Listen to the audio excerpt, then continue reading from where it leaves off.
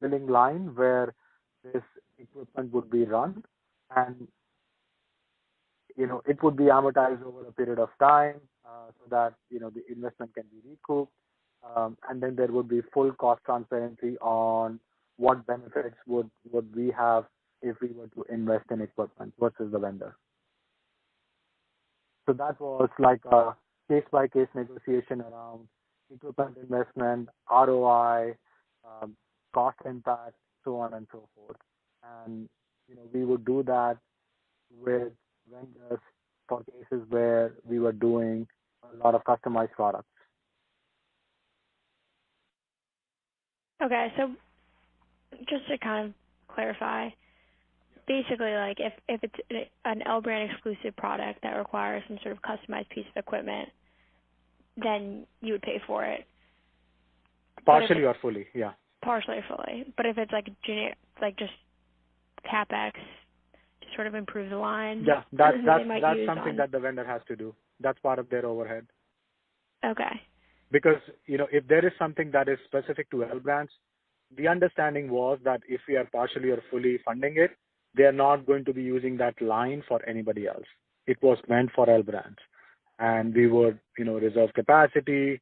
We would have dedicated, volume running on it. So they could not use that for anybody else. However, if it was like a generic standard line that could be used for L brands or Johnson & Johnson, then the vendor will have to invest, and then we'll have to work with them to see how much capacity or how much allocation we can get on that line versus somebody else. Got it. And then in terms of tenure, how long is the typical contract? So again, it depends. So for L Brands, L Brands is in the business of fashion beauty, if I can call that, which is a lot of SKUs with a very short life cycle. Typically, the life cycle, even if we have core products, and I exclude seasonal products, the core products would probably have a life cycle of somewhere between 2 to 3 years. And then after every 3 years, we would do a refresh of that product line, whether it's changing the product, which is changing the package, changing the formula, changing the graphics. So we would do all those things every 2 to 3 years to continue to introduce newness.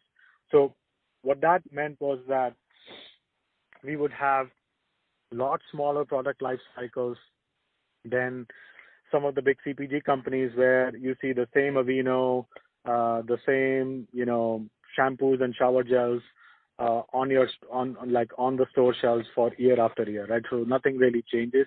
Maybe they change a few labels here and there, but outside of that, the core packaging for a Head and Shoulders or an Aveeno hasn't really changed as long as I can remember. For us, we sell through a different channel.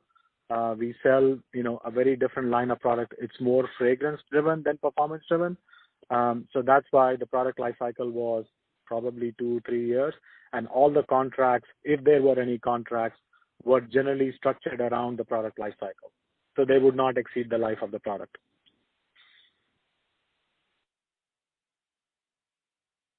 So it would be to like a 2-year contract, maybe, and you extend it a year or something like that.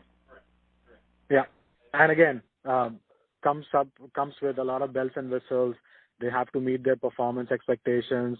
They need to have the capacity, so on and so forth. So, it's not just like a plain contract of guaranteed volume. It's, yes, you will have the volume, but, here is what it comes with.